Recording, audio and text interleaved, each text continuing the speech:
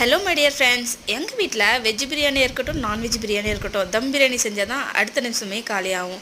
இன்றைக்கும் நான் அதை தான் செய்ய போகிறேன். அதுக்கு வந்து கேரட், பீன்ஸு, உருளைக்கிழங்கெல்லாம் கட் பண்ணி எடுத்துக்கிட்டு சோயா நட்ஸும் நல்லா வந்து சுடுதண்ணியில் ஊற வச்சுட்டேன். ஒரு குண்டாவில் கொஞ்சமாக எண்ணெய் ஊற்றி அதோட ஸ்பைசஸ் எல்லாம் ஆட் பண்ணி வெங்காயம் சேர்த்துக்கிட்டேன். பச்சை மிளகாவும் சேர்த்து நல்லா வதக்கி விட்டுக்கலாம்.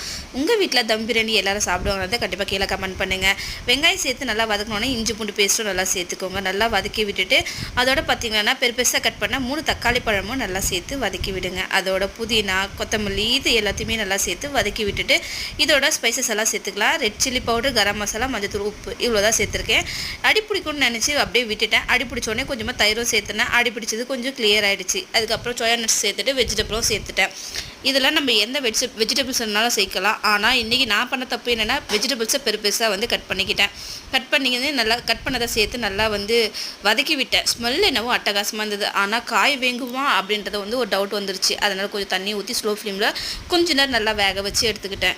காய் நல்லா வெந்த அப்புறம் பார்த்திங்கன்னா உப்பு காரெல்லாம் செக் பண்ணி நம்ம வடித்து வச்சுருக்கிற எப்போவுமே நார்மலாக வீட்டுக்கு சாதம் வடிப்போம் இல்லையா, அதே அரிசியில் தான் சாதம் வடித்து வச்சுருக்கேன். அதையும் சேர்த்து நல்லா மிக்ஸ் பண்ணிக்கிட்டேன். இதோட மசாலா வந்து எல்லாம் கரெக்டாக இருந்தது. நல்லா வந்து மிக்ஸ் பண்ணிவிட்டு நான் கொஞ்ச நேரம் தம் போட்டேன். எப்போவுமே சிக்கன் பிரியாணி போடுற மாதிரி தம் போட்டு இறக்குனா அட்டகாசமான வந்து வெஜ் பிரியாணி ரெடி ஆகிடும். நீங்களும் இந்த மாதிரி ட்ரை பண்ணுங்கள்.